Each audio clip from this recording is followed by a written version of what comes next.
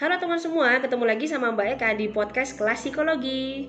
Oke teman-teman semua, gimana kabarnya?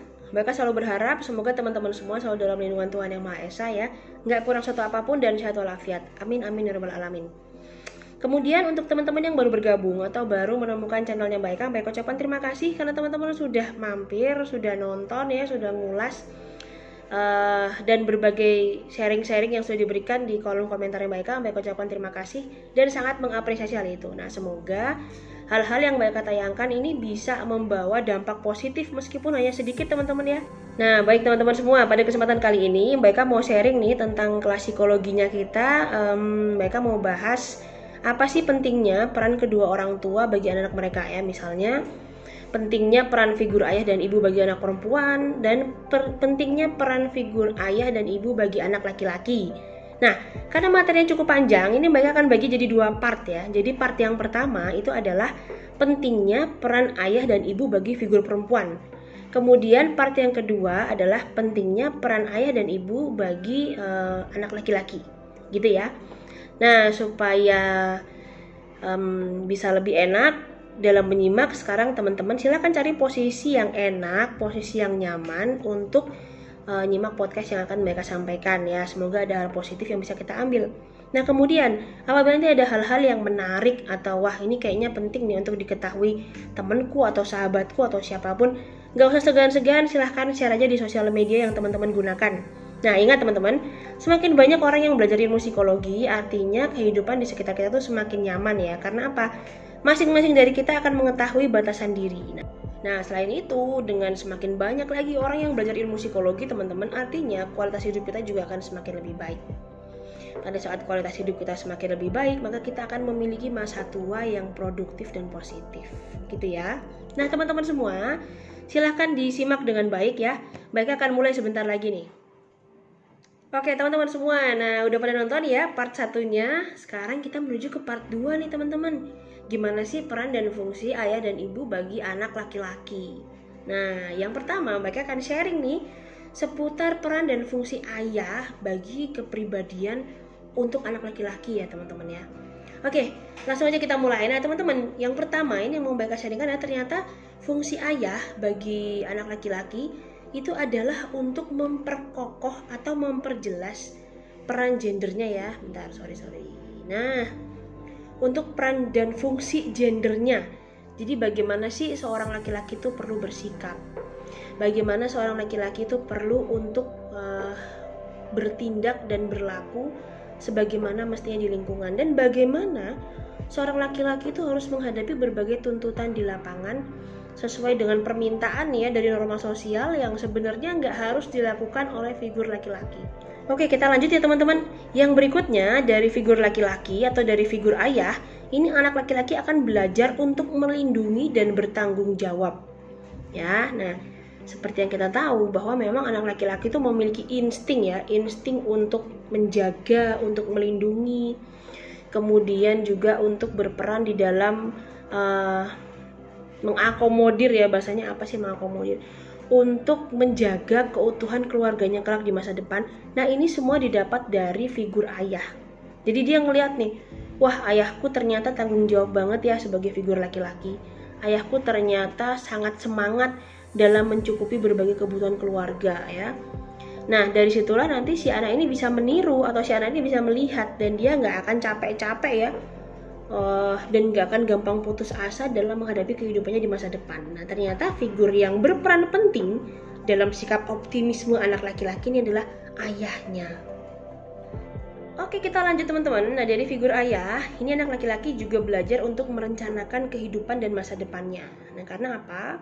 Dia akan melihat, oh iya, gimana si ayah memimpin di dalam rumah tangga.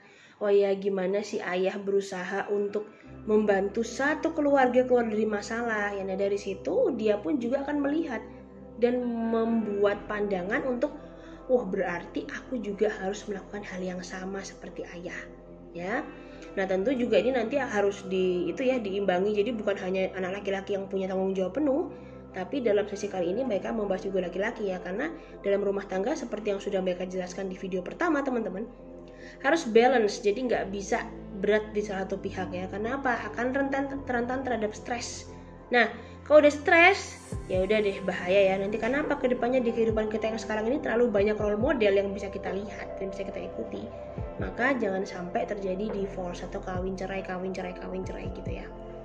Oke, lanjut teman-teman. Dari figur ayah ini ternyata anak laki-laki tuh mendapatkan kebanggaan ya, atau mendapatkan rasa percaya diri yang tinggi pada saat mereka bisa melakukan pencapaian kecil. Nah, jadi buat para ayah nih, jangan pasif-pasif ya.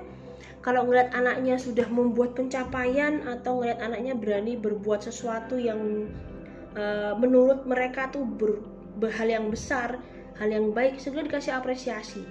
Nah, supaya apa? Ada rasa bangga yang muncul ya di dadanya si anak, dan dia ngerasa bahwa wah, ayahku aja yakin aku bisa melakukan hal-hal yang seperti ini. Maka di masa depan anak-anak ini juga bukan menjadi anak-anak yang gampang menyerah ya, atau anak-anak yang letoy. Mereka akan terus berusaha dan berjuang gimana sih caranya agar bisa menyelesaikan berbagai tahapan permasalahan yang akan mereka hadapi di masa depan. Kemudian teman-teman, dari figur ayah juga ya, ini si anak akan belajar untuk mengenal yang namanya disiplin dan berani mengambil resiko. Nah, dari figur ayah, anak-anak ini akan ngelihat konsistensi. Jadi teman-teman gini ya, jangan dikira keseharian yang kita lakukan, misalnya kita sebagai orang tua nih ya, itu tidak diperhatikan oleh anak.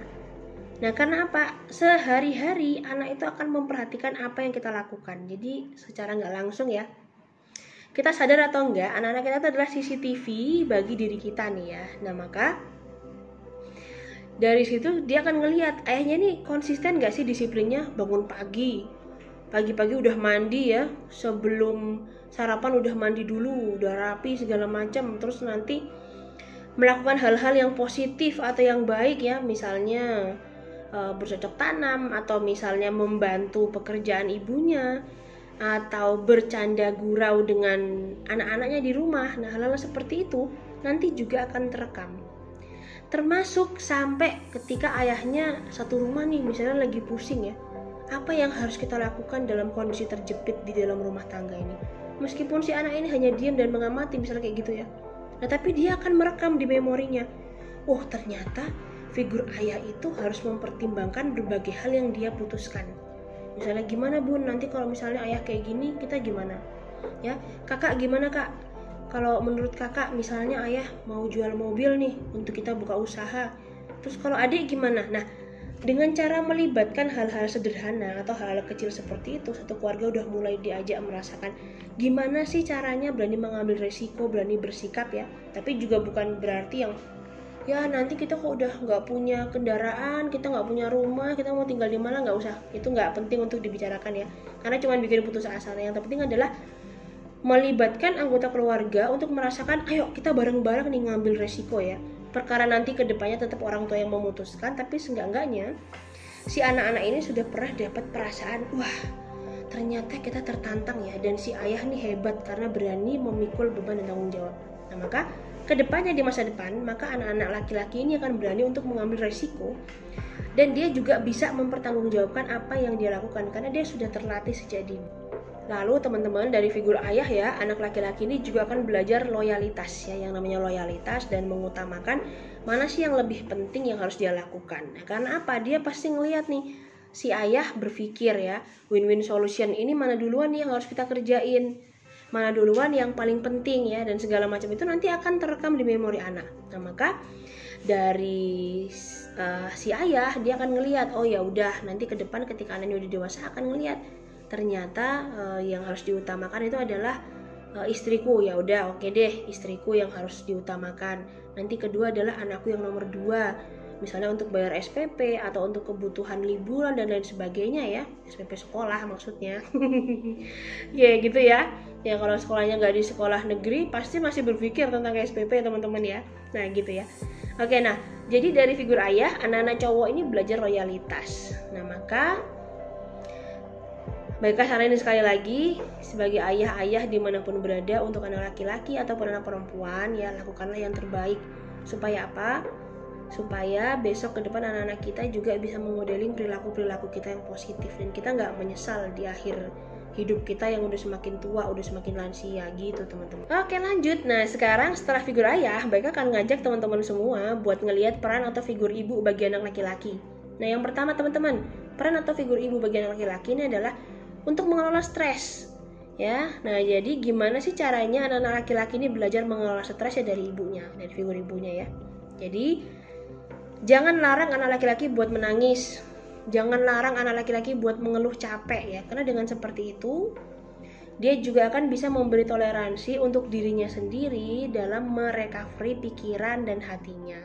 Nah, jadi kalau ada anak laki-laki yang nangis ya udah nggak apa-apa, udah misalnya mama tahu kok kamu capek, udah tidur dulu, nanti kalau udah selesai capeknya, nangisnya, sedihnya, tidur dulu, mama temenin di sini ya, misalnya kayak gitu. Jadi figur ibu itu selain sebagai tadi ya kunci utama dalam sebuah keharmonisan keluarga, itu juga sebagai sarana untuk stress release bagi semua anggota keluarganya. Nah, maka sebagai ibu ya jangan hanya bisa menuntut tentunya ya, tapi juga harus bisa menempatkan diri dalam berbagai situasi pada saat anggota keluarganya pada sedih atau lagi pada drop ya, karena nggak semua orang itu akan on terus kekuatannya, pasti juga ada dropnya. Nah, lalu dari figur ibu ya, kalau tadi figur ayah tuh belajar tanggung jawab, disiplin, berani mengambil resiko. Nah, dari figur ibu, ini anak laki-laki akan belajar berempati. Berempati itu ya melibatkan perasaan kita, terus pikiran kita pada hal-hal yang memang membutuhkan perhatian lebih ya. Jadi kita bisa merasakan kondisi orang lain. Nah, dari situ anak laki-laki ini bisa berempati. Jadi bisa menoleransi terkait kegagalan-kegagalan yang sudah dia lakukan. Kemudian bisa memberikan toleransi terkait kegagalan yang orang lain lakukan, sehingga dia juga gak gampang stres, gak bikin orang lain stres ya. Dan dia juga akhirnya bisa menikmati hidup dengan nyaman. Nah, dari figur ibu, anak laki-laki belajar untuk berempati. Kemudian dari figur ibu, anak laki-laki belajar apa lagi Mbak Eka? Nah, dari figur ibu, anak laki-laki belajar untuk mandiri teman-teman semua ya. Jadi untuk gimana sih dia bisa take care dirinya sendiri, bisa ngerawat dirinya sendiri, gimana dia bisa ngerawat kebutuhannya, kepentingannya. Dia tahu nih, oh aku harus ngelakuin apa ya supaya hidupku ini bisa tetap berjalan. Dan semua itu dia dapat dari figur ibu. Baik dia nanti misalnya masih tinggal dengan orang tuanya, atau mungkin dia kuliahnya di luar kota atau kerja di luar kota. Nah, ternyata kemandirian anak laki-laki ini diambil dari figur ibu. Nah, maka ibu-ibu dimanapun berada, jangan terus-terusan memanjakan anak. Jadi nanti Mbak Eka saranin ya, setelah nonton podcast ini, podcast kelas psikologi, para ibu dimanapun berada perlu untuk membaca atau mencari tahu tahapan usia tumbuh kembang anak ya. Jadi anak umur setahun tuh harus gimanain, 2 tahun, 3 tahun, 4 tahun, 5 tahun, sampai ketika dia memasuki masa dewasa awal. Nah, sehingga ketika nanti mereka dilepas nih di lingkungan sosial, ya udah dia udah bisa menikmati hidup, dan orang tuanya juga gak usah khawatir, karena anaknya selain bisa menikmati hidup juga bisa menjalankan berbagai peran fungsinya di lingkungan sosial. Lanjut yang terakhir, peran ibu nih bagi anak laki-laki itu adalah untuk belajar mengontrol diri ya. Seperti yang kita tahu, semua anak laki-laki itu punya adrenalin yang lebih tinggi dibanding anak perempuan. Rasa ingin tahunya lebih tinggi. Mereka juga cenderung kalau olahraga juga ya, lebih main fisik, lebih main yang banyak memacu adrenalin, sehingga memang jadi sulit mengontrol diri. Jadi maunya tuh kayak fight terus ya, bertarung, bertanding, maunya gitu terus dan gak mau kalah. Nah, ternyata figur ibu ini membantu setiap anak laki-laki untuk bisa mengontrol hal tersebut. Nah, maksudnya gimana Mbak Eka? Nah, maksudnya figur-figur ibu ini membantu menyadarkan anak laki-laki kapan mereka capek ya, harus berhenti dulu ya. Kapan mereka harus mulai lagi, atau kapan mereka harus istirahat untuk mengatur rencana atau strategi untuk memulai hal yang lain. Nah, jadi fungsi figur ibu yang terakhir yang Mbak Eka sampaikan dalam sesi kesempatan ini adalah untuk membantu setiap anak laki-laki dalam mengontrol dirinya masing-masing ya. Nah, oke, baik teman-teman semua dimanapun berada, podcastnya sudah selesai. Terima kasih karena sudah nyimak podcast ini sampai selesai. Semoga ada hal positif yang bisa diambil dan bisa diterapkan dalam kehidupan sehari-hari ya. Titip salam juga untuk orang-orang tercinta yang ada di sekitar kalian ya. Tetap sehat, optimis, dan sukses selalu deh untuk kita semua. Kemudian teman-teman semua, jangan lupa juga tonton podcast mereka yang sebelumnya. Siapa tahu ada kondisi-kondisi yang relate atau sama ya, atau cocok dengan yang sedang kita alami. dan bisa memberikan salah satu insight atau jalan keluar supaya kita juga tidak mengalami stres yang berkepanjangan pada saat kita tidak bisa menyelesaikan masalah yang menghadapi atau yang menghampiri hidup kita. Gitu ya teman-teman semua. Terima kasih banyak untuk waktu dan apresiasi serta atensinya. Sampai ketemu lagi pada video yang lain ya. Dadah.